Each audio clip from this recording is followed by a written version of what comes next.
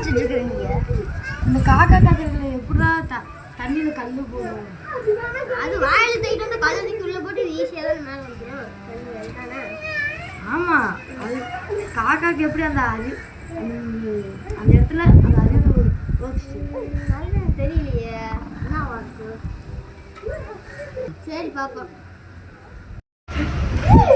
இது மிஸ் தான் நம்மளுக்கு சொல்லி கொடுத்துருக்காங்களே, கல் ஓட்டா மேலே வந்துட்டு தண்ணியெல்லாம். ஆமாம், அதுதான் எனக்கு காக்கா தெரிஞ்சிருக்கு. மூளையில் போட்டுச்சு, மூளையை வச்சு. இதுல எப்படி தண்ணி வந்திருக்கும்? எப்படி தண்ணி மேலே வந்திருக்கும்? இதுல கல் போட்டனால வந்திருக்குண்டா.